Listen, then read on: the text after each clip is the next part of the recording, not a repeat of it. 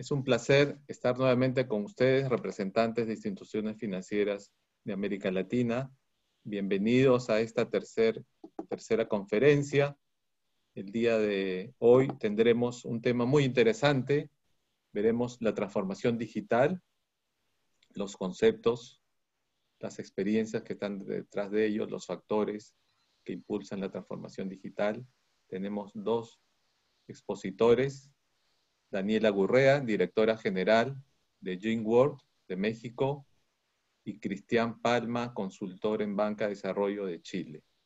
Bienvenidos a ambos. Será muy grato contar con la presentación de cada uno de ustedes, y al cabo de la presentación de ustedes tendríamos una ronda de preguntas y respuestas para despejar cualquier consulta, inquietud de nuestro público. Les pido, como en días pasados, mantener los micrófonos apagados e invitarlos activamente a que formulen sus preguntas. Yo considero que este es un buen espacio para compartir, preguntar y despejar cualquier inquietud, cualquier interés que pueda estar enfrentando nuestras instituciones. Sin más preámbulos, quisiera a continuación presentar a Daniela Gurrea. Ella nació en México, es licenciada en Contabilidad, con maestrías en Alta Dirección, Economía y Finanzas. Se desempeñó en posiciones ejecutivas en el Banco del Ahorro Nacional y Servicios Financieros, Bansefi, y también en la Sociedad Hipotecaria Federal de México.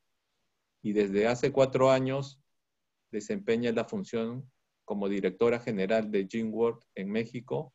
Es una institución de seguros de crédito a la vivienda cuya matriz se ubica en Estados Unidos.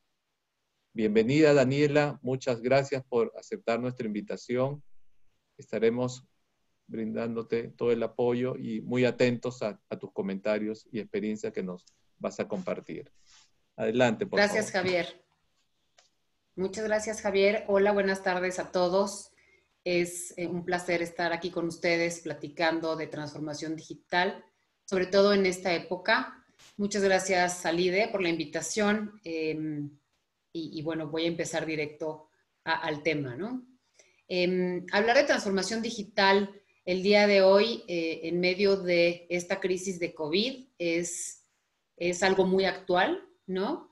Lo que estamos viviendo a nivel mundial es un gran reto en términos sanitarios, en términos económicos, y ha significado un reto para todas las compañías, no solo en términos de seguir operando, pero también en términos de asegurar el bienestar de los empleados, en términos de salud, así como el mantener a las empresas en marcha.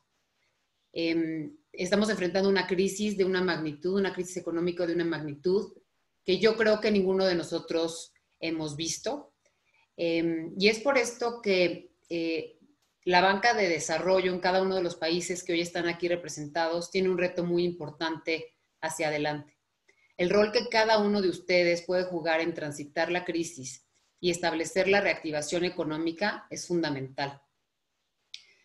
Es por eso que creo que el tema de hoy es crucial para la banca de desarrollo en Latinoamérica, ¿no? La transformación digital. Y sí quisiera resaltar que la transformación digital no es posible sin el talento humano. Se debe fomentar una sinergia entre lo que conocemos como la banca tradicional y el futuro en la banca digital. Implica tener nuevas formas de pensar, es decir, una mente abierta al cambio. Y no es necesario pensar en un futuro lejano cuando hablamos de transformación digital, ¿no? Veamos lo que está sucediendo hoy. Los que estaban listos como empresas para trabajar de manera remota tuvieron una ventaja competitiva con respecto a los que no estaban listos para trabajar de manera remota. Y yo creo que como parte de ser un motor y desarrollar mercados, que es como el corazón de la banca de desarrollo, pues tenemos que estar siempre pensando un paso adelante en términos de cómo ayudar a la población que atendemos, ¿no? Yo recuerdo, y una de las experiencias que viví fue que a principios de marzo me hablaron del corporativo y me dijeron: Daniela, tienes que mandar a toda tu gente a trabajar desde su casa. Yo decía, ¿qué está pasando? ¿Por qué no? O sea, nos vamos a ir a las casas, ¿no? Hicimos una prueba, jueves y viernes trabajamos todo desde casa, todo funcionó muy bien.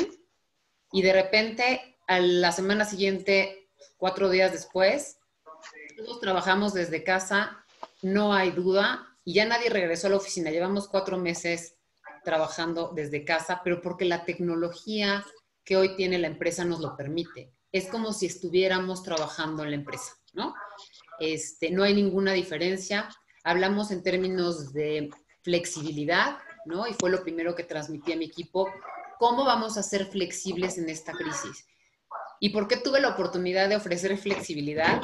Porque me vi personalmente trabajando en mi casa desde el día 1 con 2 niños, haciendo homeschooling, ¿no?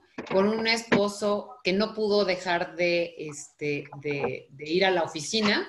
Y entonces todo este tema de crisis, pues cambió las cosas. Me di cuenta de la flexibilidad que yo tenía que ofrecer y que necesitaba. Y entonces bueno, fue el primer cambio o la primera experiencia que vivimos. Pero me imagino que todos ustedes vivieron lo mismo. Entonces voy a entrar directo al tema que nos ocupa el día de hoy, ¿no? La transformación digital. La transformación digital empieza cuando los líderes de la compañía toman conciencia al prestar atención e incorporar cambios digitales en sus organizaciones. Lo más importante de la transformación digital es no olvidar al cliente. El cliente tiene que ser el centro para mejorar el desempeño y el alcance de la organización. Está comprobado que las empresas con mayor madurez digital, y pensemos en un Google, un Amazon, con un management digital muy sólido, tienen mayor penetración de mercado, tienen capacidad de abarcar mayores clientes y también mayor rentabilidad. Por lo tanto, pensar en transformación digital también es pensar en el crecimiento de la empresa en términos económicos y particularmente en la banca de desarrollo, es pensar en que podemos potenciar nuestro alcance y darle mayor bienestar a las personas de manera más eficiente. ¿Qué trae consigo la digitalización? Trae consigo productividad, calidad, agilidad, innovación, ventas por más canales que antes no hubiéramos imaginado, eficiencias en costos y muchos otros aspectos. Los líderes que son capaces de entender cómo las nuevas tecnologías se pueden incorporar a la banca tradicional e integrarlos de manera estratégica. Tenemos que estar pensando cómo incorporamos las ventajas de la tecnología en nuestro día a día. Y por eso traje esta lámina, ¿no? Un poco muy repetitiva para todos los que hemos estado alrededor de la transformación digital, pero es un recordatorio permanente de lo que puede pasar si no estamos a la vanguardia con respecto a la tecnología y los avances de la tecnología. El ejemplo que a mí me hace pensar en esto todo el tiempo es Netflix contra Blockbuster, ¿no? Netflix empieza rentando DVDs, Blockbuster en formato físico, Netflix te lo llevaba a tu casa, regresaba. Netflix se ve en aprietos financieros y se acerca con Blockbuster y les dice, ayúdenme, vamos a asociarnos y vamos a crecer juntos. Y Blockbuster dice, no, tuvo la oportunidad enfrente. No nada más no lo ayudaron, Netflix sale a cotizar en bolsa, empieza a crecer mucho más fuerte y termina totalmente con el modelo de negocio de Blockbuster.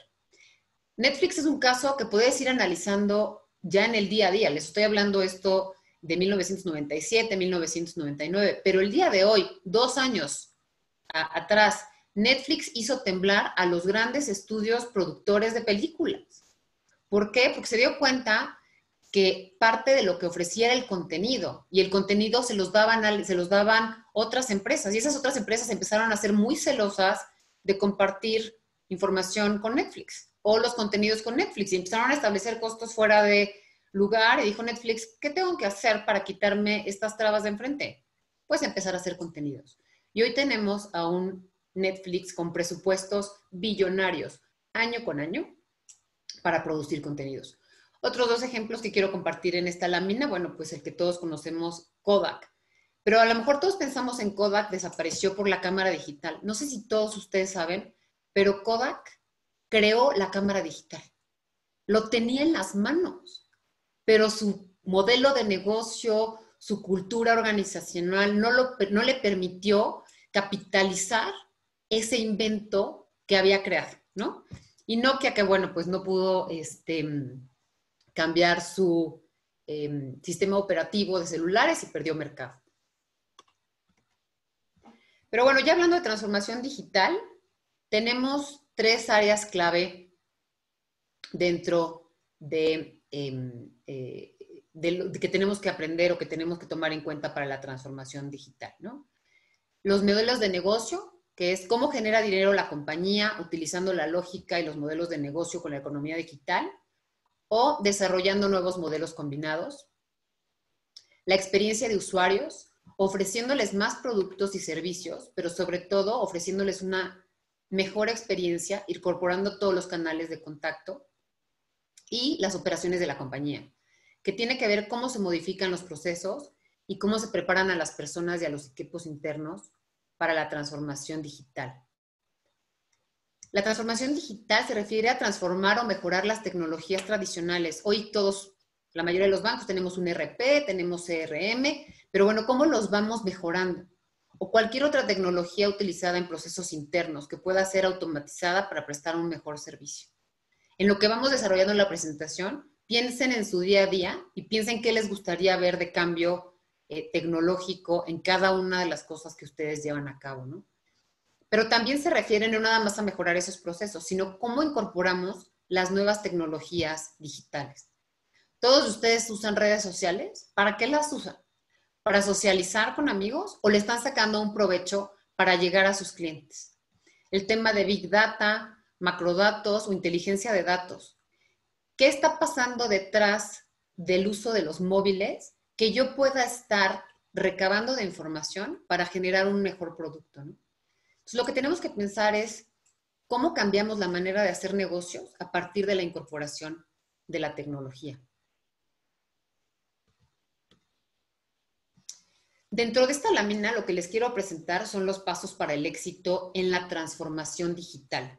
Y los ponemos como muy, es un proceso muy estratégico que nace con el líder de la organización. Yo creo que este es el mensaje más relevante de la transformación digital.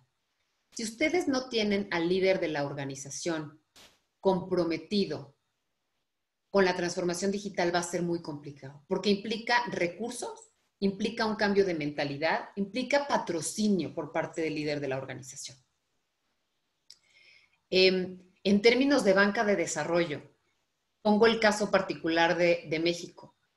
La banca de desarrollo necesita que su consejo directivo, y en el caso de México, la Secretaría de Hacienda, el Banco Central, los diferentes miembros independientes del consejo directivo, tienen que estar pensando en esa transformación digital y pensando que logrando eso, que logrando la transformación, después va a ser mucho más eficiente lograr cualquier objetivo y alcance a las personas que normalmente queremos ayudar, ¿no? En cuestión de desarrollo económico, en cuestión de personas en situación vulnerable, va a ser mucho más fácil lograr esos objetivos si pensamos también en transformación digital. Y entonces, bueno, estos pasos para el éxito son inicio con la visión, ¿no? ¿Cuál es el futuro digital de la organización? Suena como que es la estrategia de la empresa. La estrategia, pues, siempre pensamos en una visión, en una misión, en la estrategia, el plan estratégico. Sí, pero con un componente de transformación digital incorporado dentro de esa visión, ¿no? Dentro del siguiente paso es definir la estrategia. ¿Cómo vamos a hacerlo? Y tienen que estar involucrados el líder o el equipo directivo, dependiendo del tamaño de la organización. Y la planeación tiene que ser de un horizonte de 5 años. Tenemos que pensar en innovación en escala, pero ejecutando pequeños experimentos que llevan al gran resultado. Y este tema de pequeños experimentos es posible gracias a la tecnología. No es necesario, cuando entendemos lo que nos ofrece la tecnología, podemos hacer un pequeño cambio, probarlo y después hacerlo en escala mucho mayor y mucho más rápido si nos apalancamos en la tecnología. También tenemos que plantear el modelo de negocio. y pensar si el modelo de negocio actual continúa vigente o si va a cambiar gracias a la tecnología, ¿no? Al incorporar el componente digital, ¿es necesario cambiar el modelo de negocio? Tenemos que recordar siempre al cliente como nuestro principal objetivo o nuestro principal, el cliente siempre tiene que estar en el centro, ¿no? Y entonces trabajar en diseñar la mejor experiencia para el cliente nos va a ayudar a pensar siempre la mejor manera de incorporar la transformación digital en el modelo de negocio. Revisar o cambiar los procesos operativos de la organización y tal vez diseñar o cambiar nuevos productos. Tenemos que darnos la oportunidad de pensar cómo podemos hacer las cosas diferentes a partir de la tecnología. Y definitivamente la gente es pieza fundamental. Entonces tenemos que preparar líderes, especialistas y equipos que puedan planear y ejecutar la transformación digital de la organización. La organización se tiene que preparar para acceder y atraer el talento digital y de desarrollar su experiencia dentro de la organización. Tenemos que hacer las dos cosas, el balance de que los que estamos ya dentro de la organización nos pongamos el chip de la transformación digital y sepamos cómo alcanzarlo, pero también inclusive pensar en nuevas posiciones. ¿Por qué no? Nuevas posiciones que fomenten la transformación digital dentro de la compañía, ¿no? La transformación digital implica trabajar en equipo y en temas de modelos colaborativos. No permite trabajar en silos y esto es parte de lo que tenemos que incorporar a la cultura organizacional de la compañía. Un buen ejercicio para identificar qué necesitamos hacer es conocer el grado de madurez digital del banco en el que estamos, en cada uno de estos puntos, y compararnos con organizaciones que ya están liderando el cambio digital. Conocer cuáles son los componentes de esa madurez digital y cómo lo han logrado otras compañías. Aquí les hablo un poco de lo que es la economía digital. Y cuando yo oí este término por primera vez, dije, ¿economía digital a qué se referirá? Bueno, pues son todos los negocios y es muy fácil. Ya cuando les pongo a ustedes en esta lámina a Facebook o a Google o Amazon o Mercado Libre, inmediatamente ya identificamos que es economía digital, ¿no? Y es básicamente generar negocios y mover dinero a través de transacciones que se realizan por dispositivos digitales, uniendo empresas a individuos, ¿no? Hoy lo hacemos todos los días. Es algo que ya es parte de nuestro día a día. El 80% de las personas buscan en línea un servicio antes de ir a comprarlo. O sea, ya llegan las personas educadas a buscar una solución.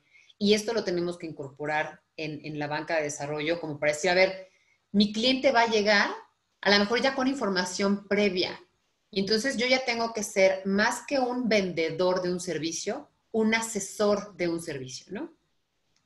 Tenemos que hacernos la pregunta de qué está haciendo la banca de desarrollo para adaptarse a esta manera de interactuar de las personas en el mundo. Sin lugar a dudas, creo que muchos de ustedes se están adaptando, pero si reflexionamos en los niveles de madurez y componentes que hemos platicado, todavía queda mucho por hacer en cada una de las empresas a las que pertenecemos, ¿no? Tenemos que adaptarnos digitalmente nosotros y nuestros equipos para ganar en la economía digital y entender las formas de hacer negocio bajo los nuevos patrones de conducta de las personas. En enero de este año estuve en la India y pongo como ejemplo la India porque en términos de tecnología, el gobierno hindú tiene totalmente en la mente que va a lograr un alcance mucho mayor para resolver los problemas del día a día que son muy comunes entre India y Latinoamérica en términos de pobreza, de inclusión financiera, en términos de todas las necesidades que pueden tener las poblaciones que son muy similares. Y el gobierno tiene en la mente que si incorpora la tecnología, lo va a hacer mucho más rápido. Y entonces hay un patrocinio gubernamental muy importante para que todos tengan acceso a tecnología. Y eso es muy relevante porque hablamos de transformación digital, pero luego encontramos en países como los nuestros que no hay acceso a Internet en ciertas poblaciones, ¿no? Y entonces, bueno, parte de esta transformación digital es impulsar dentro de nuestros países que haya cobertura a lo largo de todo el país. Y hoy estamos hablando, o por ejemplo, podemos aprender de muchas experiencias de transformación digital en muchos países que ya hablan de 5G y nosotros tenemos 4G, algunos y algunas zonas 3G y algunos no tienen nada, ¿no? Y por eso hago énfasis en este tema, porque tiene que venir un patrocinio, hablaba yo del líder de la empresa, pero definitivamente cuando hablamos de banca de desarrollo tiene que haber un patrocinio gubernamental. Pero volviendo al ejemplo de India, hoy ya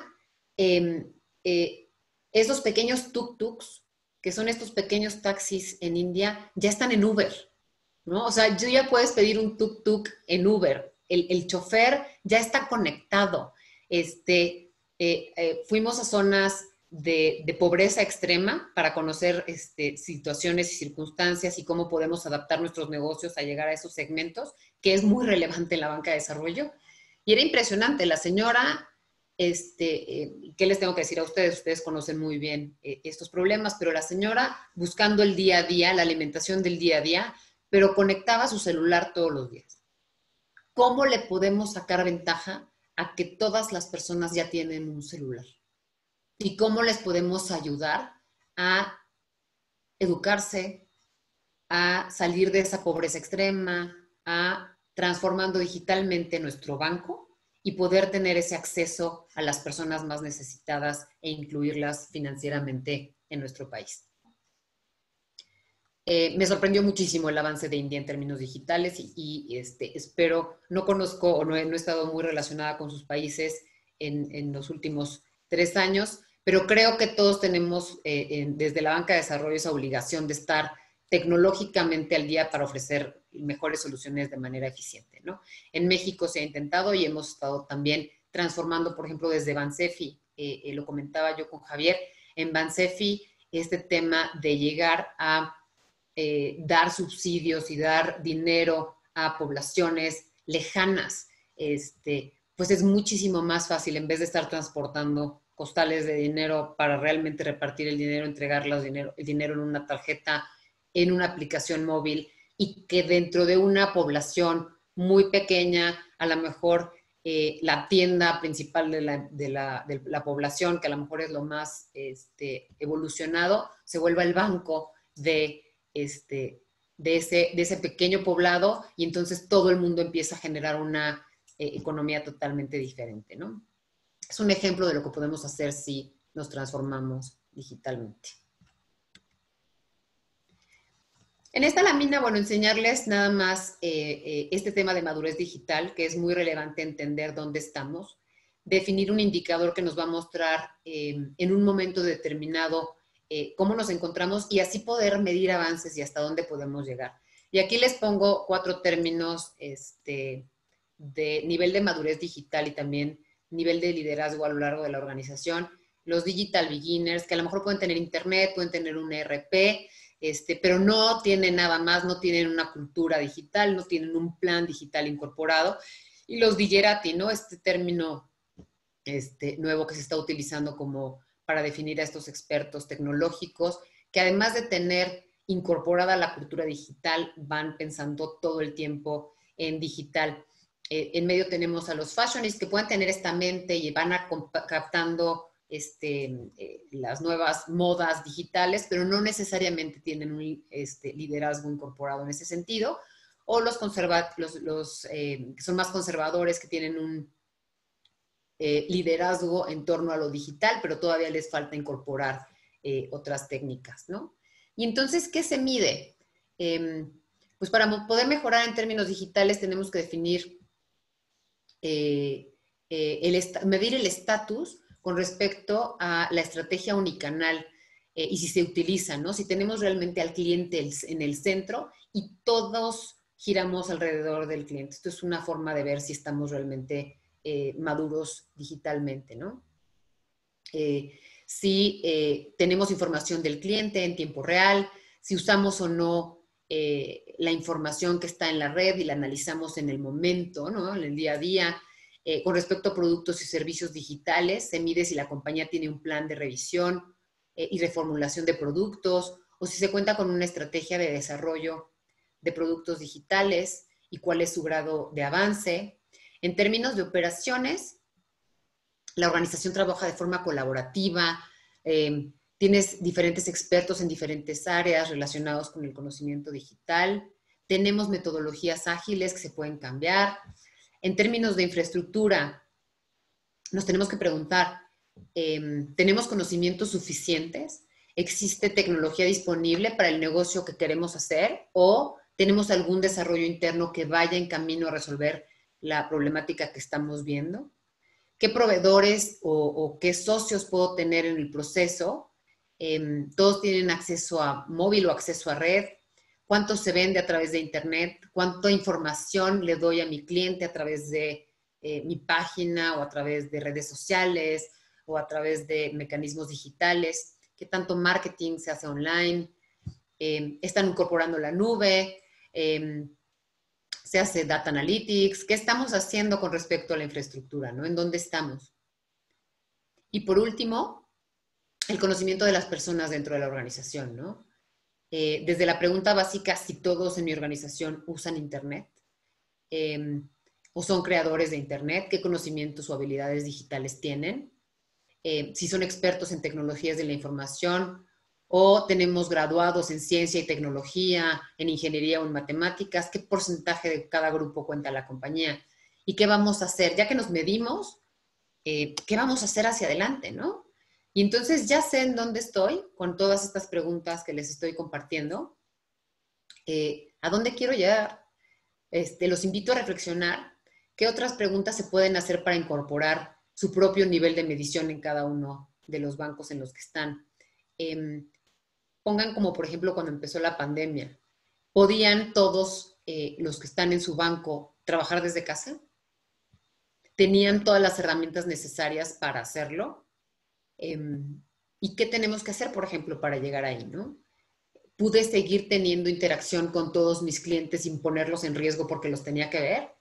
¿O tuve que hacerlos venir a mi sucursal, ¿no?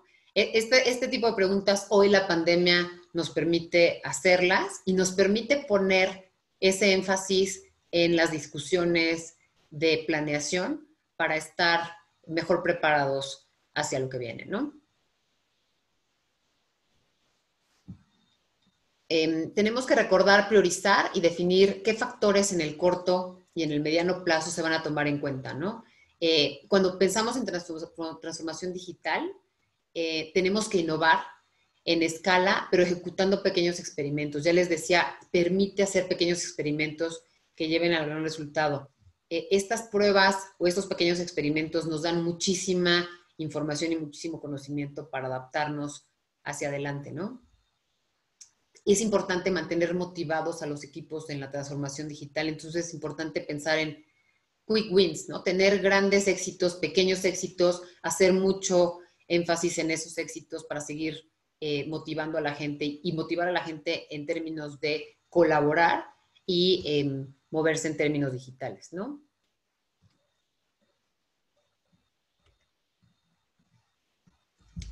Ya hablando de la cultura organizacional, sí quisiera hablar, o estas tres últimas láminas que quiero compartir con ustedes hacen mucho énfasis en la gente. Cómo tenemos que gestionar a los equipos, cómo tenemos que motivar a los equipos. Ya de entrada representó un riesgo la pandemia, si pudieron trabajar desde sus casas, pues mantener una comunicación efectiva con los equipos significó un reto, ¿no? Hablar con ellos o por teléfono o a lo mejor organizar un Zoom en un momento en donde también los colaboradores se enfrentaban a no hacer un home office o un trabajo remoto como tradicionalmente lo habían hecho los que lo habían hecho, sino con incorporado el tema de los hijos o compartir el home office también con mi pareja o no poder salir de casa y tener que también resolver temas distintos. Entonces, incorporar la flexibilidad, como les comentaba al inicio, ha sido un gran reto. Pero transformar la cultura organizacional es clave para facilitar la colaboración y la interacción de los equipos para permitir la transformación digital. ¿Qué es la cultura organizacional? Creencias, valores, hábitos, costumbres al interior de la compañía. Debemos propiciar una cultura digital que sea la esencia de la compañía. Se considera que la cultura organizacional es el tercer factor de éxito en la transformación digital después de haber puesto una visión y una estrategia en marcha, ¿no? Habla de la forma de ser y de hacer las cosas, la cultura organizacional. Y entonces puedo tener a un líder muy transformador, pero si los equipos se resisten a pensar de una forma distinta, ustedes saben que puede ser muy difícil fomentar el cambio, ¿no? Y entonces tengo que tener una cultura organizacional, por ejemplo, ágil. ¿Por qué? Porque tengo que actuar con velocidad, porque los cambios tecnológicos van muy rápido. Y entonces tengo que aprender a ir muy rápido. Tengo que ser flexible, reaccionar a las tendencias digitales y estar abierto a desechar y a modificar procesos muy rápido también, ¿no? Para tomar las ventajas de la tecnología. Tenemos que tener una cultura organizacional que asuma riesgos, que pueda explorar y que pueda experimentar. Y sí es sacudirnos un poquito la forma de ser muy tradicional. Y entonces eso cuesta trabajo si no lo incorporamos como parte de nuestra cultura. También esto lo tenemos que hacer de forma inteligente, sabiendo que solo un bajo porcentaje de cualquier implementación tecnológica, cuando hablo de productos o de servicios, va a ser exitoso, ¿no? Pero cuando hablo de procesos, pues es mucho más fácil tener estos grandes éxitos en un corto plazo. Practicar un aprendizaje continuo, ¿no? Aprender de la experiencia y de la captura y del análisis de datos. Tomar decisiones a partir de los datos, preparar a la organización para generar la información y tomar decisiones basadas en la información. Pregúntense qué harían si Amazon de repente quiere, es un ejemplo distinto, a lo mejor si lo pensamos en cualquier otra industria que la banca desarrolla, ¿no? Pero como banco, piensen que Amazon quiere entrar o quiere incursionar en lo que ustedes hacen, con todos los recursos y con todo el conocimiento que tiene un Amazon, o un Google, o un Facebook. Ese es el reto que tenemos que pensar. O sea, sí es como no pensar que todo va a seguir igual en cualquier industria, porque aparte hoy son estos grandes gigantes que se están volviendo o tienen tantos recursos que pueden entrar a cualquier industria sin pensarlo, o pensándolo muy bien y destruyendo esa industria. Entonces, es esta invitación a pensar que tienes alguien que te está pisando los talones y que puede incursionar rápidamente en esta industria. Entonces, ¿qué tenemos que hacer para estar al día y no permitir que nos coman el mandado? Ahora, desde la banca de desarrollo yo lo vería al revés. ¿Cómo te puedes asociar con estas empresas que están haciendo tanto para que hagan tanto en la población vulnerable que nosotros tenemos que atender? Nosotros cuando pienso en banca de desarrollo, porque todavía tengo mi corazón en la banca de desarrollo, aunque no estoy ahí hace 4 años, pero es cómo hacemos justo socios digitales. Otro ejemplo que aprendí en India en enero fue ver cómo Amazon llega con el auspicio del gobierno y lo que trae dinero, pero llega a todos lados en India. Imagínense llegar a todos lados en India. Sí es un reto en México, sí es un reto en Perú. Llegar a todos lados en India y Amazon va a llegar a todos lados en India. Entonces eso quiere decir que vas a usar el dinero de la iniciativa privada para resolver problemas del país de una manera que nos pueda servir a todos. Entonces pensar diferente es lo que los estoy invitando a hacer con esta reflexión, ¿no? Definitivamente el último punto de esta diapositiva es invertir en el talento humano, desarrollar el talento interno primordialmente, pero también reclutar talento que ya viene y piensa de manera diferente, ¿no? Posicionar a los líderes como los champions en la agenda de la transformación digital de la compañía, liderar con el ejemplo. La gente, o sea, los líderes tienen que estar a cargo de las tendencias y de sus implicaciones. Los líderes tienen que estar involucrados aprendiendo qué más está saliendo, poder anticipar y traducirlas a iniciativas e implementarlas y motivar así al resto de la compañía. En esta siguiente lámina les enseño lo que un líder o los que estamos en posición de liderazgo tenemos que estar haciendo, ¿no? El equipo de liderazgo debe querer, saber y poder ayudar en el proceso de transformación digital. Tienen que comprender cómo la tecnología va cambiando y va a cambiar los negocios y a la sociedad.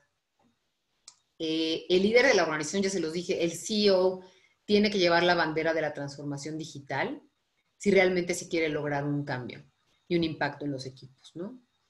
Se debe pensar hacia adelante todo el tiempo e imaginar futuros posibles. Entonces tenemos que tener una visión transformadora de largo plazo, desarrollar estrategias claras y aplicables, desarrollar una cultura digital, saber cuándo lanzamos esta innovación. Esa es la mentalidad que tenemos que tener como líderes. Y esta lámina me salió un poquito llena de cosas que todos los líderes también tenemos que tener, pero no el liderazgo, sino mi equipo directivo y mi equipo de gerentes. Todos tienen que tener, si estamos pensando en una cultura organizacional digital, y esta información la obtuve de MIT, es cuáles son esas características de los líderes para una buena transformación digital. En primer lugar, es la mentalidad experimental, una mentalidad enfocada en la experimentación. En segundo lugar, tomar riesgos, actitud hacia la toma de riesgos, atreverte a hacer las cosas diferentes. Por eso, si el CEO está involucrado y pone recursos y sabe lo que es la transformación digital, no importa que algunos de los proyectos no hayan sido exitosos, se sigue intentando y al equipo se le sigue motivando para que siga innovando. Por eso hablo también de toma de riesgos. Cambiar el modelo de negocio, por ejemplo, implica un riesgo, pero a lo mejor es lo que tenemos y lo que toca hacer, ¿no? Capacidad para hacerlo si hace falta, ¿no? En un segundo nivel de importancia está exponerse. El líder tiene que ser capaz de quitarse el miedo cuando innova, cuando pone una idea en la mesa, porque son ideas que pueden ser disruptivas y que pueden ser criticadas, pero no debe de tener problema nuestro equipo en esa posibilidad de exponerse o de presentar innovaciones, ser desafiado a la hora de presentar esas nuevas ideas o esas innovaciones. Tiene que tener confianza para tomar el liderazgo en esta transformación digital y ese deseo de superación, ¿no? Un deseo inalcanzable por superarse con mucha inteligencia emocional. Y en tercer nivel, deben de practicar y fomentar la resiliencia. Ya vimos en esta crisis las cosas cambian de un día para otro. Entonces tenemos que tener líderes que estén preparados para hacer cambio, para hacer frente a los cambios, porque es la única constante. Las cosas están cambiando todo el tiempo, ¿no? La prioridad o el liderazgo en la transformación digital es crítica. Es por eso que pongo estas características dentro de esta exposición. Javier, esta es mi presentación. Creo que cumplí con el tiempo estimado. No sé si aquí quieren hacer una pausa para dudas o le cedo la palabra a Cristian. Estás en mute, Javier, creo. No, gracias, Daniela. Excelente presentación. Realmente nos has llevado a muchas reflexiones, creo. Quedó muy claro el tema del liderazgo. Las cabezas tienen que dar el paso inicial y la tecnología, por supuesto, tiene que estar presente, ¿no? Yo en lo personal tengo varias inquietudes, pero quiero dar pase como corresponde a las preguntas de nuestro grupo de participantes. Diez Silmasi de Paraguay pregunta: ¿la nube y el SaaS son fundamentales para la flexibilidad y para los pequeños laboratorios para experimentar? ¿Qué estrategias podemos utilizar para que la institución adopte estos conceptos? Sería una primera pregunta, Daniel. Claro. En ese sentido, los invito a leer mucho acerca de la tecnología. La nube puede ser un facilitador para hacer las cosas mucho más rápidas, tener estos servidores protegidos, pero para hacer el cambio dentro de la empresa, tengo que convencerme y tengo que tener esos conocimientos. Entonces, yo los invito mucho a estar cerca de líderes tecnológicos y seguirlos, por ejemplo, en redes, que les pueden dar como estas ayudas o estas estrategias permanentes, ¿no? Si pensamos en términos de banca de desarrollo, piensen en el banco más exitoso dentro de su país, ¿no? En el caso de México me viene a la mente BBVA. Está es como el líder, el pionero en términos digitales, todo lo está haciendo de una manera muy exitosa en términos digitales y definitivamente entender si es necesario usar la nube, por ejemplo, que es una de las preguntas. Puede ser que la respuesta sea sí, puede ser que a lo mejor en términos de seguridad nos sintamos más cómodos con nuestros propios servidores, porque usar la nube implica como banca digital también temas o retos alrededor de la seguridad. En términos, por ejemplo, preguntabas otro SaaS, es una herramienta exitosísima para manejo de información a gran escala. Definitivamente lo tienes que probar. Y entonces, una estrategia puede ser hacer pequeños experimentos de la mano de los proveedores de estas tecnologías, sin poner en riesgo la información o la confidencialidad de la información. Y entonces que ellos te preparen un poco qué te pueden ofrecer si los invitaras a participar y que te hagan una prueba y una demostración y seguramente lo harán para convencer al equipo directivo de que se tiene que tomar el siguiente paso, ¿no? Gracias, muchas gracias, Daniela. Una segunda pregunta, también muy buena. ¿Cuáles son los métodos para dar competencias de innovación a los funcionarios? Capacitación, entender capacitación en muchos aspectos, no solamente en términos tecnológicos, pero en términos colaborativos. Hay varias formas para incorporar el conocimiento tecnológico dentro de la empresa. ¿Qué capacidades tecnológicas tengo que desarrollar? Y entonces empezar a llevar a la gente, por ejemplo, voy a ponerles un ejemplo más específico, el top management, ¿no? El equipo directivo de alto nivel dentro de la organización tiene que tomar un curso de transformación digital y entender qué hay allá afuera que puede serles de utilidad. Y ya teniendo esta perspectiva o esta visión estratégica de todo lo que hay, tenemos que pensar si incorporamos nuevas posiciones dentro de la institución, por ejemplo, ¿no? Podemos incorporar a lo mejor un director tecnológico especializado en la transformación y entonces le encargamos este proceso porque él va a ser el especialista, va a traer gente que se hagan ciertos implantes en ciertas áreas con gente con estas nuevas capacidades y empezarlos a escuchar, porque de nada sirve tampoco traer talento nuevo o capacitarnos si no estamos dispuestos al cambio, ¿no? Pero hay muchísima información afuera que se puede incorporar a la institución con respecto a temas de transformación tecnológica. Muchas gracias, Daniela. Seguidamente otra pregunta. ¿Conoces algunos casos de éxito en el manejo y reconversión de personal desplazado por implementación de transformación digital? A ver, esa repítemela, Javier. Casos de ¿Conoces éxito. casos de éxito en el manejo y reconversión de personal desplazado por la implementación de la transformación digital? Sí, claro, por eso tiene que ser en términos de es una transformación. Lo mencionaba un poco en la presentación. ¿Dónde estoy hoy y en dónde quiero estar, no? Ya que tengo identificado dónde quiero estar, tenemos que hacer esta planeación estratégica. ¿Qué tenemos que hacer para llegar ahí, no? Un plan puede ser, por ejemplo, iniciar con procesos internos y cambiar procesos internos y entonces incorporar la tecnología en procesos internos. Eso genera mucha resistencia dentro de los equipos, porque siempre sienten que esto que haga, esto nuevo que suceda dentro de la compañía a través de tecnología, lo va a dejar de hacer una persona, ¿no? Les voy a poner un ejemplo en términos de esta conversión.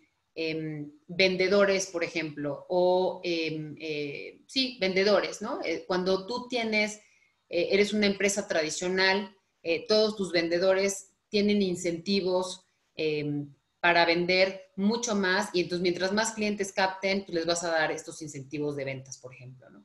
Cuando tú pones un canal adicional como redes sociales o un canal adicional como tu página web y que puedan entrar directo y comprar el producto de manera directa, pues los vendedores pueden pensar inmediatamente, me están dejando sin trabajo, ¿no? Y entonces les tienes que manejar este cambio de mentalidad para que no se vuelvan solo vendedores, sino que les des este cambio a asesores de ventas, ¿no? O asesores postventa y mantener sus incentivos y sus bonos y su compensación alineada a estas nuevas funciones que van a hacer. Y que cualquier cliente que se capte dentro de estos nuevos canales digitales van a ser potenciales clientes de estos asesores de postventa o asesores de venta, porque van a llegar ya educados y a lo mejor necesitan ese pequeño empujón. Y entonces les puse este ejemplo para que vean que si se piensa un poquito diferente, puedes usar a los equipos actuales, dándoles la capacitación adecuada y los incentivos adecuados bajo este nuevo modelo de negocio, ¿no? Y entonces sí hay muchos casos de éxito de esta reconversión, pero se tiene que pensar diferente y tienes que invitar a la gente a pensar diferente, capacitarlos definitivamente para poder atender a los clientes de una manera distinta, ¿no? Con la experiencia particular de la banca de desarrollo, hay tanta experiencia, tanto expertise dentro de la banca de desarrollo para llegar a estas poblaciones vulnerables, por ejemplo, o en términos de garantías para potenciar que los bancos privados hagan otras cosas. Perder el expertise solamente porque vamos a transformar digitalmente el banco no es válido. Es como si pensáramos y nos regresáramos a la época de la revolución industrial. Claro que había miedo de las máquinas en ese momento, pero pensemos ya en el futuro. No pasó nada. La gente siguió haciendo cosas, pero las haces ahora de manera distinta. Es un poco lo mismo.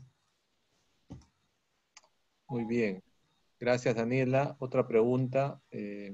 ¿Cómo se puede manejar la ciberseguridad con los trabajadores accediendo desde sus casas al correo electrónico y servidores de la empresa? ¿Qué planes de contingencia se pueden aplicar? Necesitas tecnología detrás de todo esto. Necesitas accesos controlados, necesitas que independientemente de que accedan a través de su computadora o a través de una computadora de la empresa, la seguridad que les des para entrar al banco tiene que estar totalmente controlado y eso significa tener herramientas desde tu área de sistemas para controlar estos accesos, ¿no? Hay muchos proveedores que te pueden ayudar en ese sentido, pero si no tienes hoy esas capacidades, sí es un riesgo de seguridad que la gente esté accesando de manera remota, ¿no? Muy bien, Daniela, muchas gracias. Felicitaciones por la presentación y contentos con las reflexiones, con la información que nos has presentado. Creo que cada uno de nosotros podrá sacar las conclusiones y el mejor cambio que nuestras organizaciones necesitan, ¿no? Quedó muy claro el concepto del liderazgo y el rol que debe tener en las organizaciones. Y bueno, pasamos, te pido por favor puedas cerrar la presentación para dar pase a Cristian Palma. Muchas gracias, Javier. Gracias a ti, Daniel.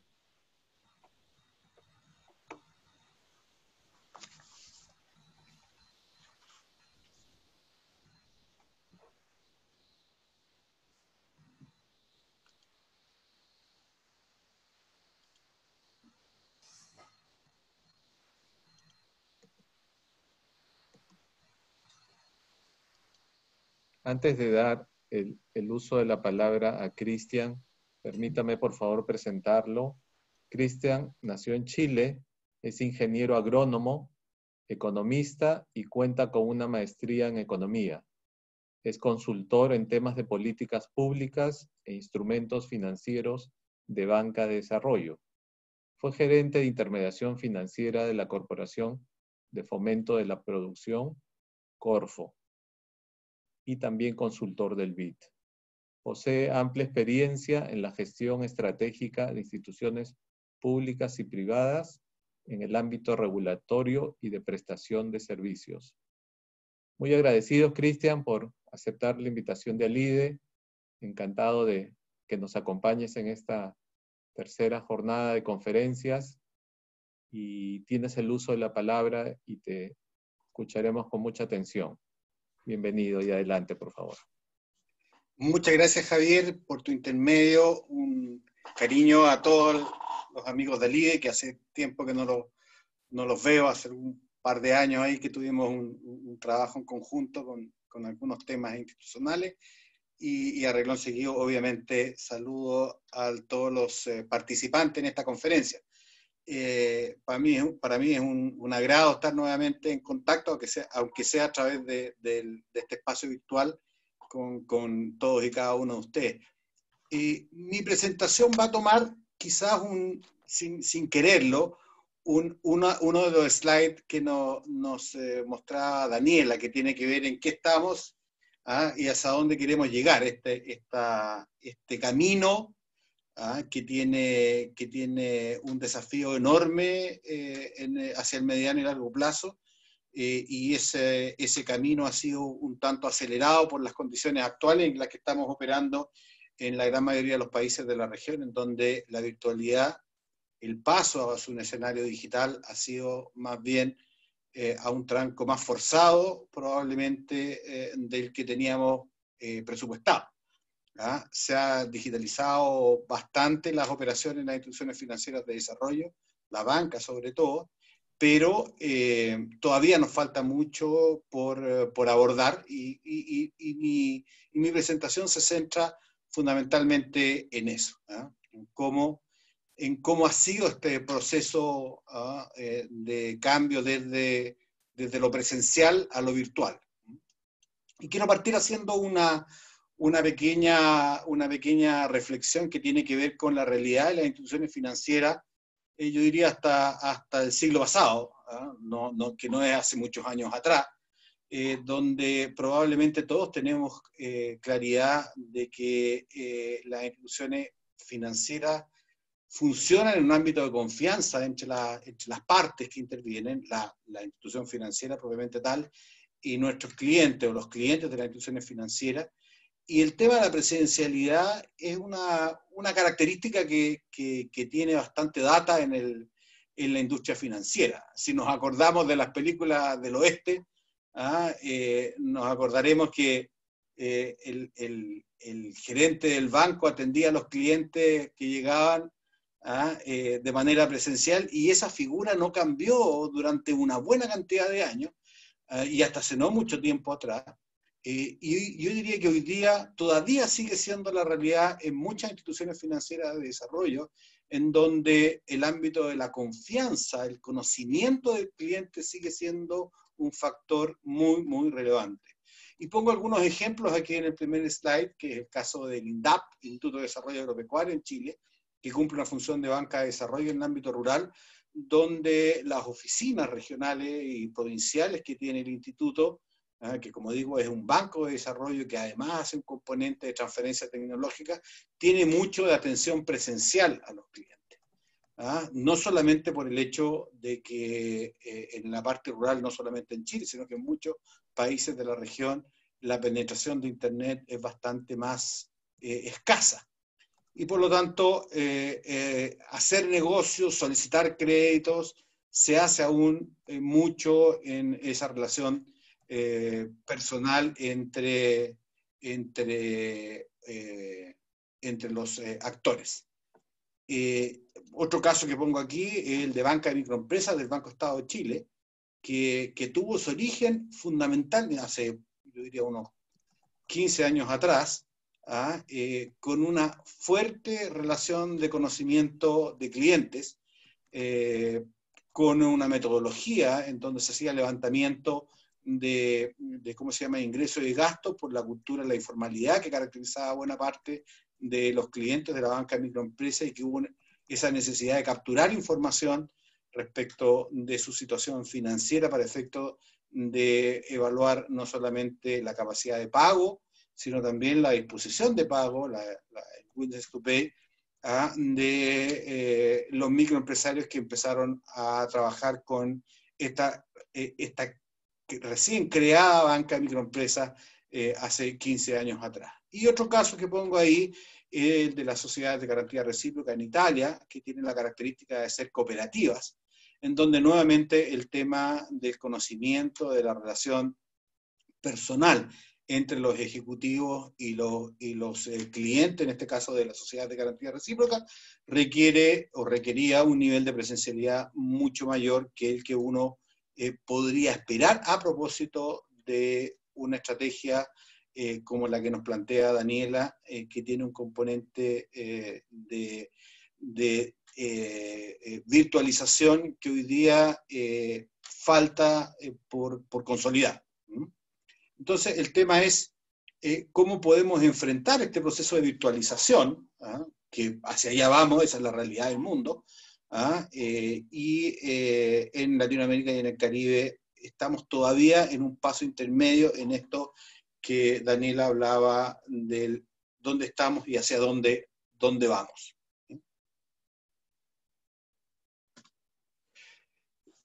Queríamos un segundo nuestras instituciones y las instituciones financieras de desarrollo como para poder ver primero dónde es posible avanzar más rápido. Y lo primero tiene que ver con identificar los procesos de back office y de front office, porque desde ya los procesos de back office son aparentemente, vamos a ver que hay algunas limitaciones a eso, los que son más fáciles de llevar al plano de la virtualidad. En la medida que obviamente, como bien decía Daniela, se cuente con sistemas, con sistemas informáticos que permitan realizar trabajos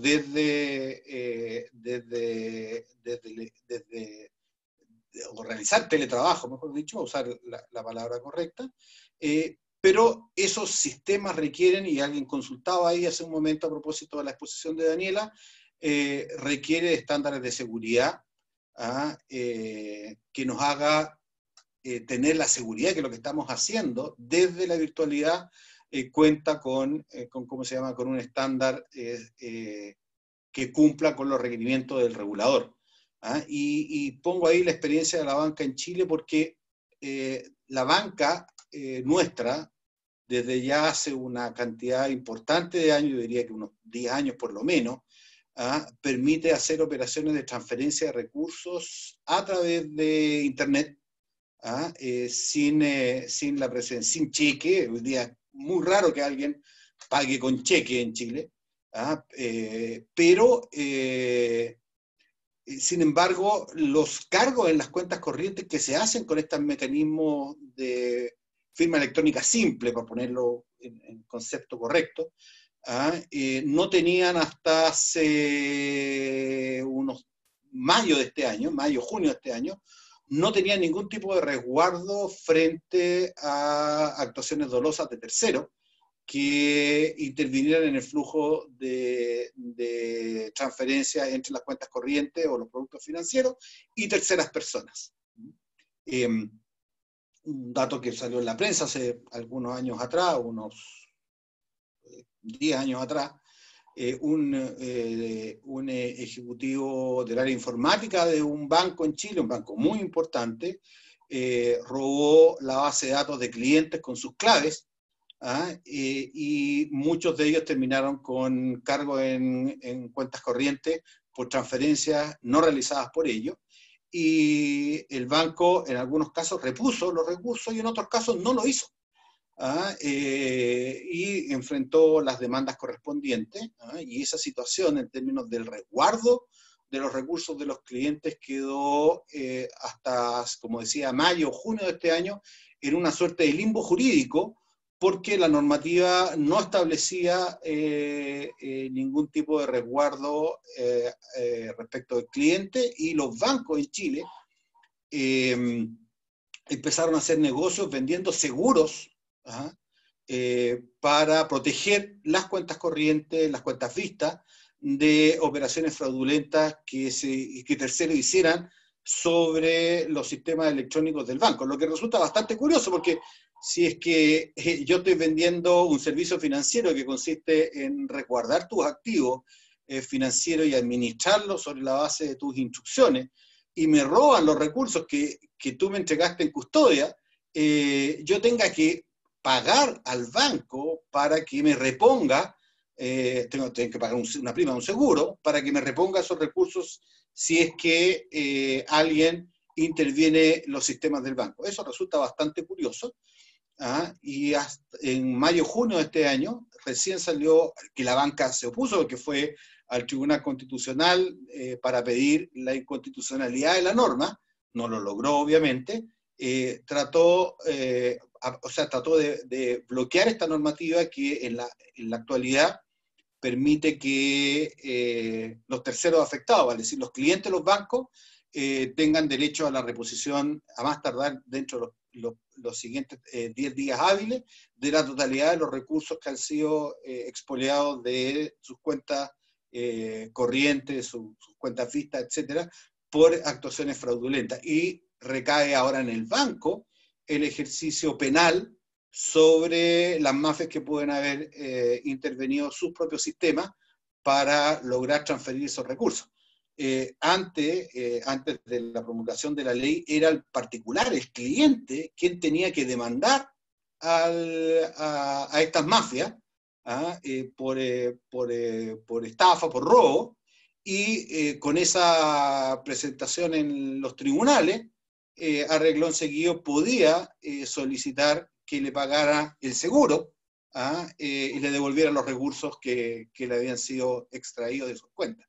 Esa es una situación que ¿cómo se llama?, que es bastante curiosa, pero que grafica el tema que señalaba uno de ustedes, en términos de que los estándares de seguridad tienen que responder a un mínimo satisfactorio para el regulador. ¿Okay? Por lo tanto, ya tenemos claro que los procesos de back office y de front office son diferentes, y probablemente para las instituciones financieras de desarrollo el back office es más fácil de virtualizar en el corto plazo, con los estándares de seguridad requeridos, como señalaba recién.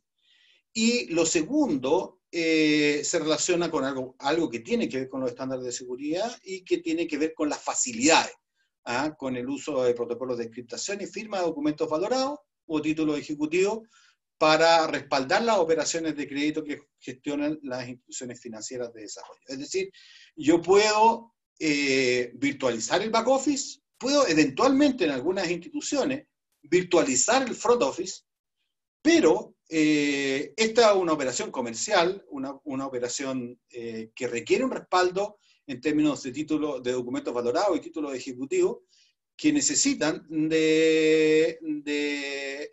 la proposición y la aceptación de las partes respecto de las condiciones que, nuevamente, si no tienen un protocolo validado y aceptado para efectos de su sanción legal, generan dificultades hacia adelante en la eventual etapa de judicialización, del cobro de las operaciones de crédito que se cursen con cargo a una entidad financiera. Y enseguida voy a hacer un ejemplo de esto. En Chile y en varios países de la región, los estándares de firma electrónica llevan bastante tiempo en términos de su implementación legal. En Chile, Argentina, Uruguay, como se señala, Puerto Rico, República Dominicana, Panamá, Brasil, México, Perú y Ecuador tienen un marco regulatorio para el uso de esta firma electrónica o firma digital, que lleva ya un par de décadas en operación, pero su uso masivo es más bien de reciente data. La firma electrónica simple tiene ya un nivel de uso bastante extenso dentro de las instituciones financieras de desarrollo. La firma electrónica avanzada bastante menos, especialmente en lo que se refiere al uso en la validación de instrumentos o títulos ejecutivos de cobro asociados a operaciones de crédito, y por lo tanto ahí hay un paso importante que dar.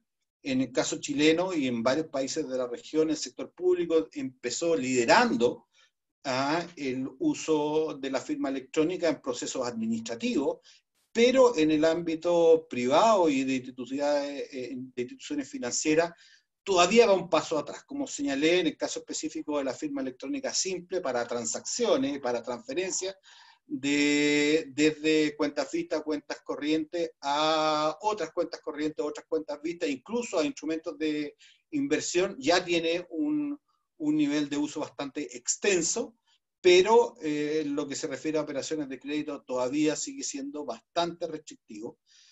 Y ese es un tema muy relevante, como señalaba hace un momento, en lo que se refiere a la judicialización de cobro de estos títulos ejecutivos formalizados con instrumentos como la firma electrónica avanzada. Y hay un caso, se los cuento, de Chile, que tiene no más allá de 1 o 2 semanas, donde, a propósito de lo que nos contaba Daniela, unos desarrolladores de aplicaciones para celulares generaron una aplicación que permitía la firma electrónica de los títulos ejecutivos desde el celular, que es una innovación que en Chile no existe. Tú no puedes firmar documentos electrónicamente, menos desde el celular, puedes hacerlo desde el computador, pero desde el celular no había. Este grupo de desarrolladores validaron una aplicación que permite operar desde el celular, y la Asociación de Notarios, quienes son los encargados en Chile por ley de validar la firma de los títulos ejecutivos de cobro asociados a operaciones de crédito. Tú puedes hacer toda la operación electrónica, pero al momento, en la última milla, como se dice, al momento de firmar el documento, tienes que necesariamente ir a una notaría y firmar frente al notario el documento aceptando las condiciones del crédito y las demás condiciones con las cuales fue otorgado. Eso lo puedes hacer leyendo el documento en un celular, lo podrías hacer, ¿no? Y firmarlo electrónicamente con firma electrónica avanzada, con la aplicación que, como señalaba, desarrolló estos jóvenes, y la Asociación de Notarios se fue de recurso de protección ante la Corte de Apelaciones.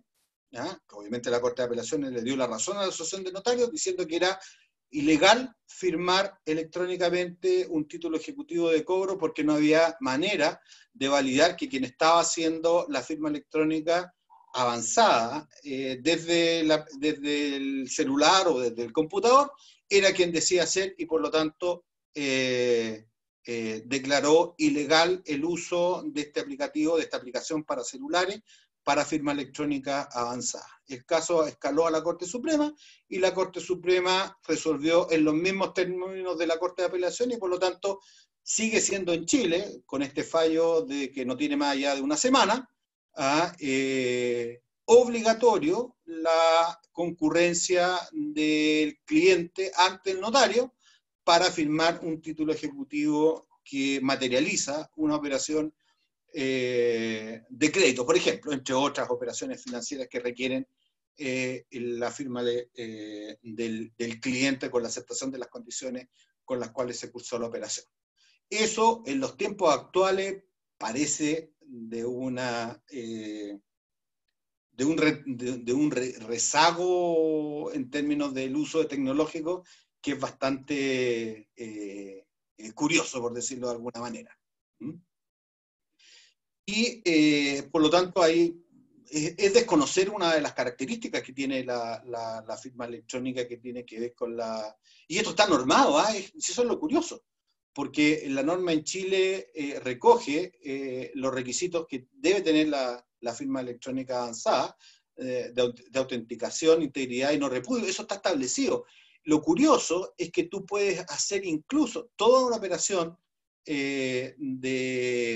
judicial a través de la red. Tú puedes utilizar Internet para, obviamente no lo podría hacer yo, ni tiene que ser abogado, pero para recurrir a los tribunales civiles y criminales, incluso a través, los laborales también, los tribunales medioambientales, haciendo todo el procedimiento a través de Internet, sin necesidad de concurrir presencialmente al tribunal, los fallos se resuelven electrónicamente y se notifican electrónicamente por estado diario. Sin embargo, el mismo tribunal, a pesar de que la norma de la firma electrónica avanzada tiene estos 3 requisitos establecidos que impide el repudio de lo firmado electrónicamente, los tribunales obligan a que los títulos ejecutivos se firmen presencialmente ante un notario. Hay algo de clientelismo en eso. Los notarios en Chile son por ley abogados, y son nombrados por los propios tribunales. Entonces resulta bien curioso que no exista independencia entre quien nombra y quien es nombrado como, que son los tribunales, y quien es nombrado como notario. De hecho, muchos notarios son parientes de los jueces de los tribunales, y resuelven algo como lo que les señalaba hace un momento respecto del uso de la firma electrónica avanzada para la formalización de los títulos ejecutivos de cobro. Algunos datos que dicen relación con esta transición, que son datos de Chile. Espérenme un segundo que me aparece.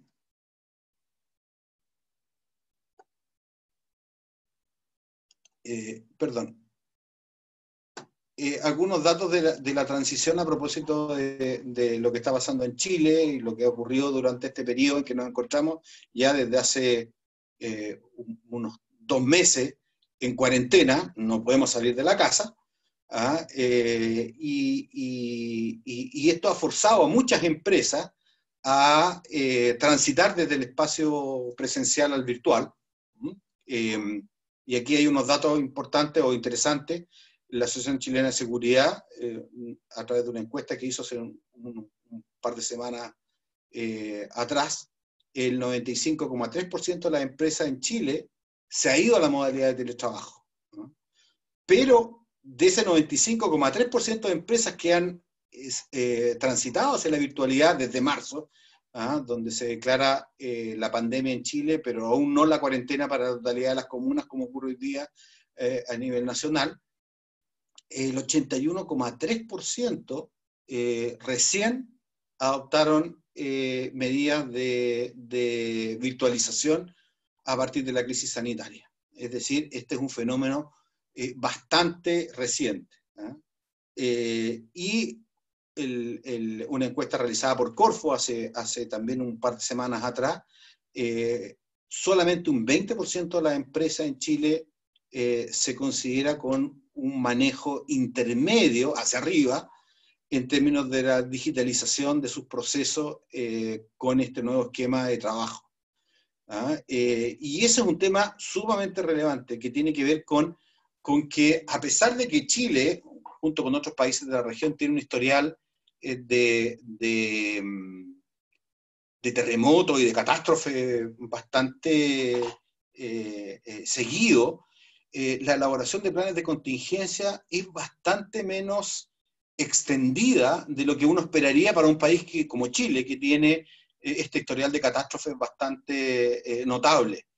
Yo les diría que en general son las empresas que tienen algún nivel de compliance exigente, y algunas en Chile que hacen negocios con empresas que tienen estos compliance y que tienen sede fuera del país, como en Estados Unidos, le piden a las empresas chilenas tener planes de contingencia frente a catástrofes. Ninguno, porque no hay que ser, es obvio que ninguno de ellos tiene como fundamento para su formulación una situación como la que estamos viviendo el día de hoy. No era un tema hasta hace, no sé, desde diciembre, antes de diciembre del año pasado. No era tema el asunto del COVID. Los planes de contingencia que conozco de las empresas en las que me ha tocado trabajar dicen relación con la pérdida de operatividad a propósito de terremotos. Parte de esas medidas de mitigación de riesgos derivados de los terremotos sirven, obviamente, o han servido para que algunas de estas empresas puedan operar en la actualidad de manera bastante más eficiente, porque tienen sistemas que les soportan el back office, porque tienen nubes, porque tienen sistemas de seguridad que soportan la integridad de las operaciones, pero no es la realidad de la gran mayoría de las empresas. Incluso en el caso específico de las instituciones financieras, curiosamente, la normativa que se dictó a propósito del estado de catástrofe en que estamos, habilitó a los funcionarios públicos para concurrir a sus labores y a la banca, pública y privada. ¿Ah? Es decir, reconociendo que hay una parte importante del accionar de los bancos que requiere esta presencialidad de la que yo daba cuenta al comienzo. Y por lo tanto, ahí tenemos la parte más, por decirlo así, relevante de la virtualización en lo que se refiere a sistemas y procesos asociados a esos sistemas. Pero, y Daniela lo señalaba con mucha claridad, lo más relevante tiene que ver con el factor humano en el tránsito hacia un escenario digital. Y ahí yo separé dónde están nuestra piedra en el zapato, por decirlo de alguna manera, en este tránsito hacia la virtualidad desde esta relación de presencialidad que la que caracteriza a buena parte de las instituciones financieras de desarrollo en Chile y en la región. El primero es un factor cultural. El trabajar físicamente en una oficina donde tenemos compañeros, donde tenemos jefaturas que están permanentemente interactuando con cada uno de nosotros, genera este sentido de pertenencia a un equipo. Y es esa relación, esos factores culturales que tienen que ver con la sensación de pertenencia, se pierden obviamente en este espacio virtual. Y ahí se hace necesario una preparación mental y obviamente probablemente una preparación a nivel de guías prácticas de cómo enfrentar estos temas respecto de las definiciones de los procesos que me corresponden ejecutar, cómo se trabaja con los sistemas en estos procesos, la importancia y el sentido de oportunidad, eficiencia y eficacia en la gestión que a mí me corresponde hacer en este espacio virtualizado, que antes era mucho más evidente porque yo lo hacía físicamente. Yo era parte de un equipo que estaba todos trabajando en la misma lógica y por lo tanto no era difícil saber qué es lo que yo tenía que hacer y cómo hacerlo. Y por último, si había algo que yo tenía que preguntar, siempre tenía a alguien al lado a quien hacerle la consulta y poder superar el problema. En el espacio virtual esto se hace un poco más difícil. Y por lo tanto, hay temas que tienen que ver con lo cultural, con lo propio, con lo que nos caracteriza en la manera de ser y hacer las cosas en la región. Pero también hay factores culturales que son institucionales, quizás menos en el caso específico de las instituciones financieras, porque las instituciones financieras deben ser de las industrias con mayor nivel de parametrización, dentro del conjunto de las industrias de las economías de la región. Pero efectivamente el concepto, y ahí cobra mucho sentido lo que señalaba Daniela recién, el tema del liderazgo, entender que en la virtualidad la manera de evaluar el trabajo de nuestros colaboradores no puede ser en la lógica tradicional de ver quiénes mojan más la camiseta, como se dice, quienes están moviendo papeles de un lado para otro, quienes se ven muy activos en el día a día, porque eso ya se pierde con la virtualización y lo que corresponde entonces es empezar a mirar a los colaboradores de una manera más parametrizada, que nos permita ver el aporte real que cada uno de ellos hace a la gestión de la institución. Ya no basta yo creo que, me parece que aquel fulano, sutano es el que mejor le hace o hace el esfuerzo, ¿okay? Sino que fijarse más en parámetros más de resultados que de proceso.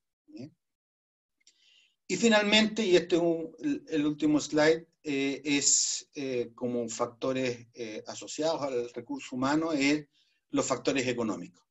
Y este es uno de los temas que probablemente más fuerte golpean a la región y que se refieren a cómo yo llevo trabajo desde el espacio presencial al espacio virtual en contextos en donde hay condiciones socioeconómicas de nuestros colaboradores que es bastante disímil entre unos y otros.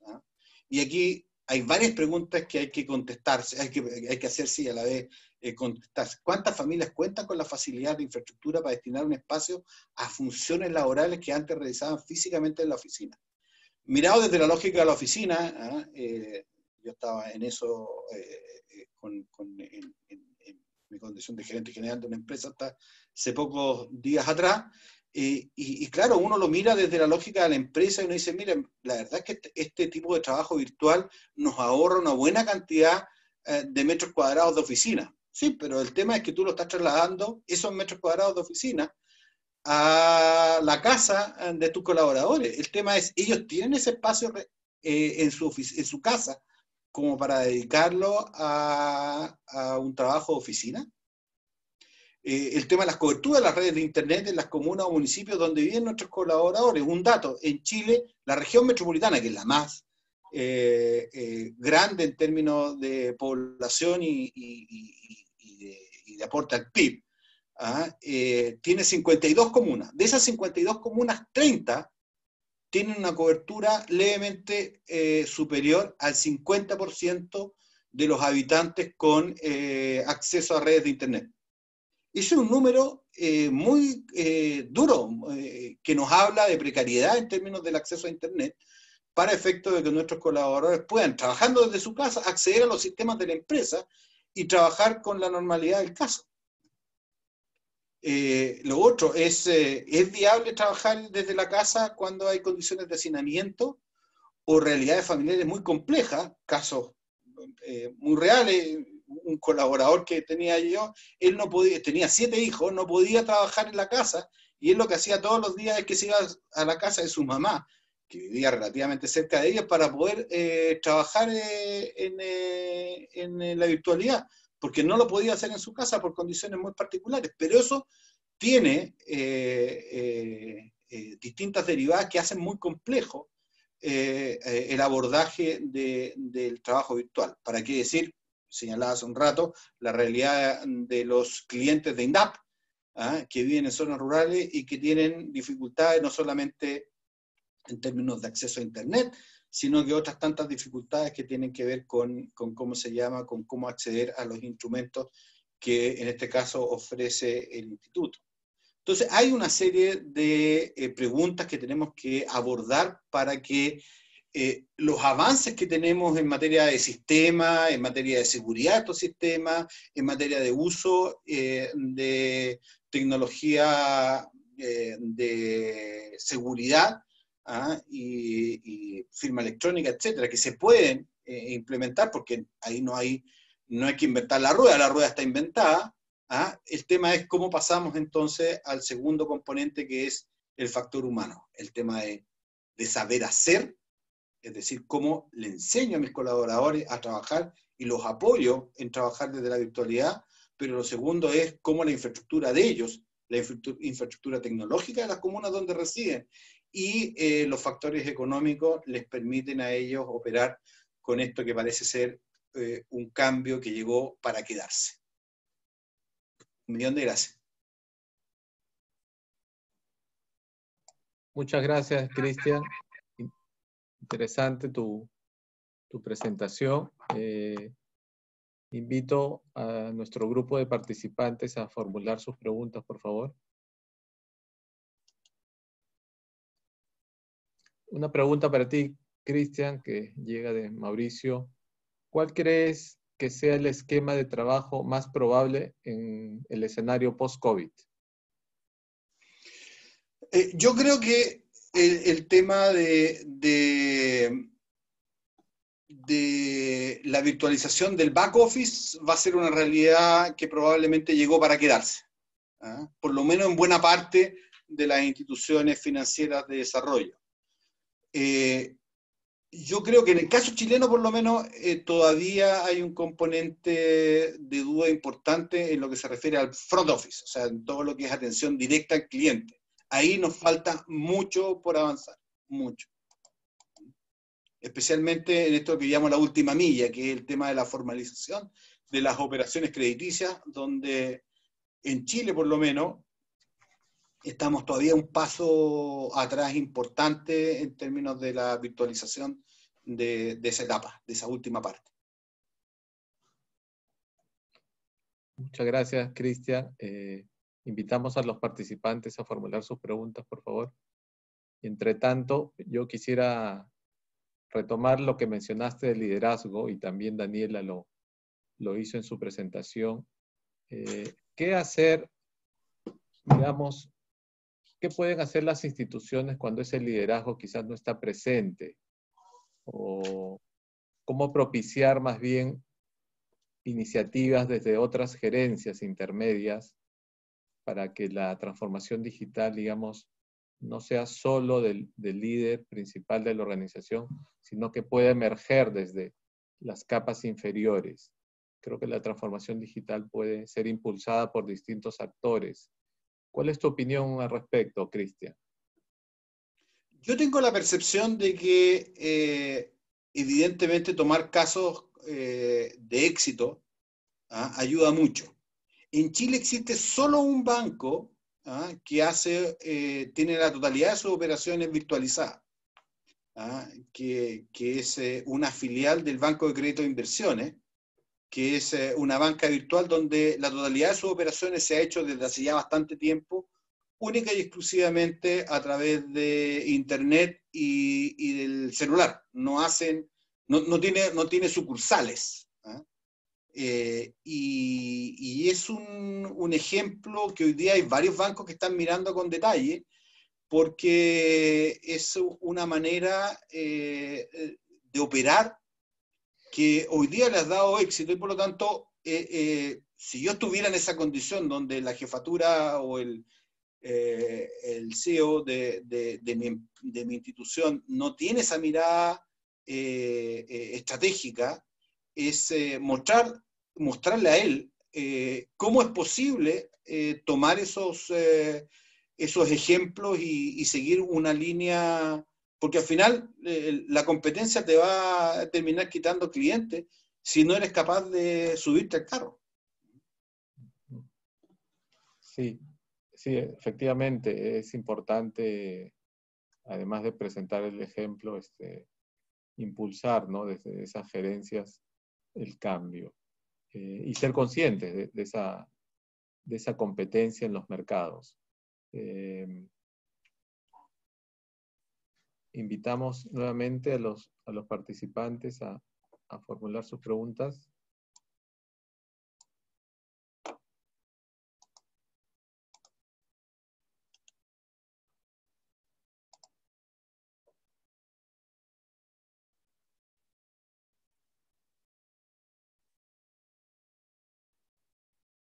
Cristian, ¿se puede hacer algún esfuerzo, así como sucede en el ecosistema de emprendimiento, algún esfuerzo para facilitar esta transformación, por lo menos al segmento de banca pública?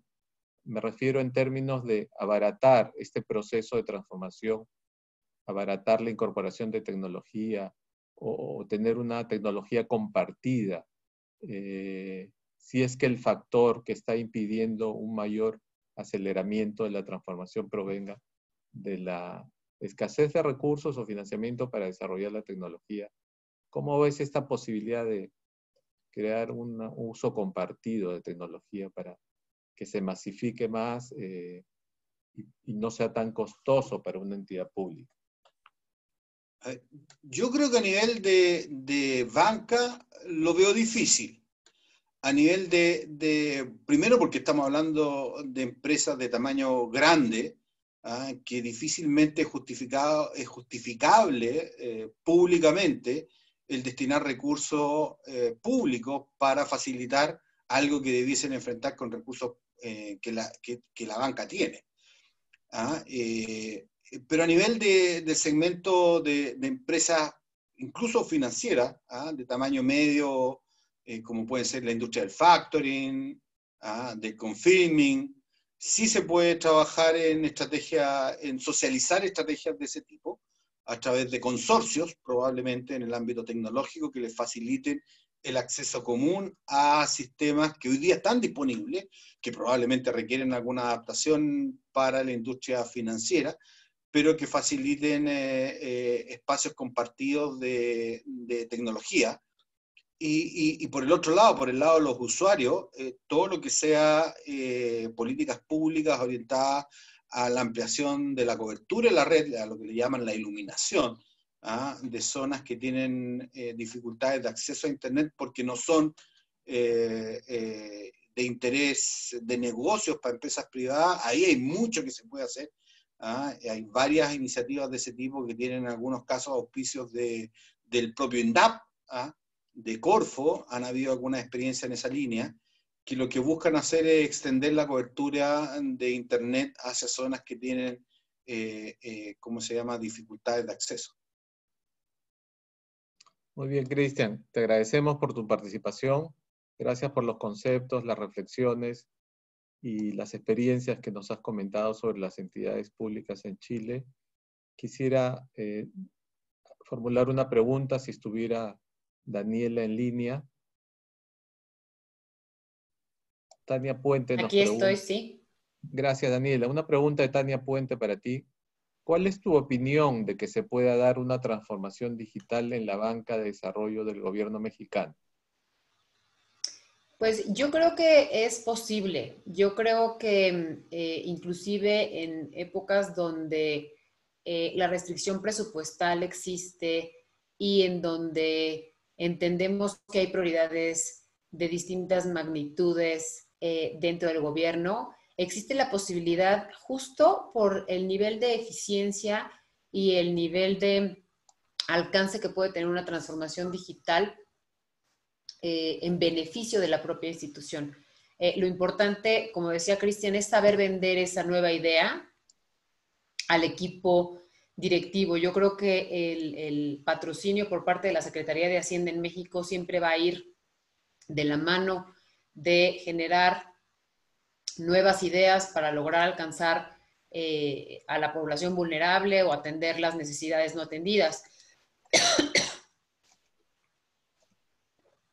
Pero lo importante es cómo lo vendemos. Es como, si tenemos estas ideas, tenemos que demostrar estos casos de éxito y ver cómo incorporando esta transformación digital nos volvemos más eficientes en costos o tenemos un alcance mayor para dar con menos más acceso a más gente. Se me ocurría en lo que estaba exponiendo Cristian, asociaciones público y privadas. O sea, la verdad, pensar un poco fuera de la caja y pensar que si la restricción presupuestal la tengo de manera por atender otros segmentos o por atender otras prioridades, bueno, ¿cómo hago un caso de éxito para que de la mano de los privados la banca de desarrollo pueda implementar algo poniendo lo que puede hacer con la restricción presupuestal y haciéndole atractivo al privado ese negocio de entrar? Por ejemplo, mencionaba ahorita Cristian el tema de Internet. Definitivamente tiene ventajas asociarte con alguien para llevar Internet a cualquier población. Es nada más hacerlo atractivo, ¿no? Dentro de un esquema de planeación o un esquema de política pública. Hay formas. Gracias, Daniela, por las respuestas. Tenemos ahora una pregunta de mi colega Jorge Montesinos para Cristian. Cristian, Jorge te agradece por la presentación. La transformación digital llegó, se aceleró con la pandemia y se quedó. ¿Cómo imaginas será la forma de trabajo que los bancos en general desarrollarán con la transformación digital? ¿Y qué es lo que está faltando que se mejore?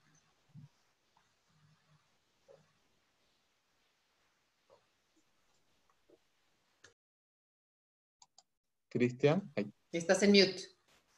está. Tu micrófono está. Ahí está.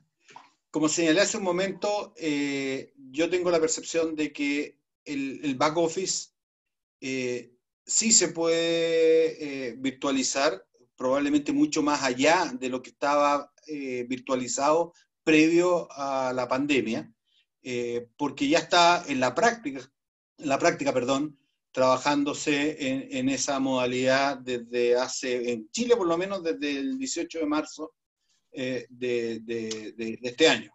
Parte del ejercicio se hizo a propósito de la crisis social que enfrentamos hacia octubre del año pasado, donde también hay algunas instituciones que tenían operaciones en el centro de Santiago que tuvieron necesariamente sus casas matrices virtualizar parte de sus operaciones para reducir el riesgo de traslado. Pero yo diría que eso es algo que ya está. Habrá que mejorar los estándares de seguridad, eso es parte del proceso de inversiones que tendrán que hacer las instituciones financieras para hacerse cargo de los estándares de seguridad, sobre todo a partir de la promulgación en plena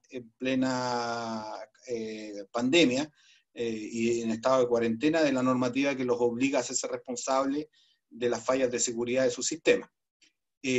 Pero en materia de front office, yo creo que todavía hay mucho espacio de mejora, porque tenemos esta cultura latina de la relación cara a cara, que ¿cómo se llama? Que se hace, que nos hace adquirir confianza sobre la base de vernos las caras. Y yo creo que, como Daniela lo señalaba a propósito de visitar otra experiencia, como el caso de India, probablemente nosotros deberíamos acercarnos un poco más a ver cómo están operando la banca en el mundo anglosajón, y ver los espacios de virtualización del front office, y superar, enfrentando obviamente con estrategia de cambio cultural, esas debilidades que todavía tenemos en esta cultura de conocer y luego hacer. Muy bien, Cristian, muchas gracias por la reflexión, los comentarios, los aportes que nos has dado a lo largo de esta tarde. Igualmente a Daniela, muy ilustrativa los conceptos, la motivación, las reflexiones igualmente que nos brindó. Creo que los participantes se han formado ahora una mejor idea de lo que la transformación es y los retos que demanda, ¿no? Bastante enriquecedora ambas presentaciones. Muchas gracias.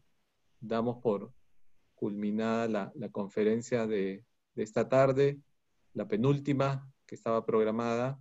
Simplemente recordarles que el día de mañana será nuestra última conferencia a cargo de Mauricio Aldana, consultor en recursos humanos de Colombia.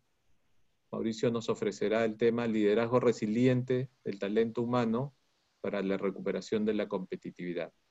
Los horarios serán los mismos: 3 de la tarde, hora de Guatemala y El Salvador; 4, hora de Colombia, México y Perú; 5, hora de Chile, Paraguay; y 6, hora de Argentina.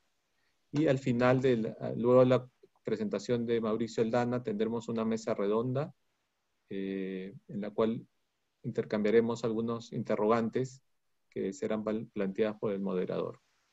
Y las conclusiones del cierre y luego ya la despedida. Entonces, los esperamos el día de mañana, por favor. En la presentación de esta tarde de Daniela y Cristian serán compartidas a todos ustedes por correo electrónico. Y disculpen la extensión de las presentaciones y las preguntas, pero creo que era necesario. Es el mejor momento para hacerlas y valió la pena, de verdad. Muchas gracias, Javier. Muchas gracias a todos, que tengan una linda noche. Gracias a todos. Gracias. Nos vemos mañana. Hasta luego, gracias y mucho gusto a todos. Gracias a todos. Hasta luego, Gracias. buenas tardes. Hasta luego. Buenas tardes.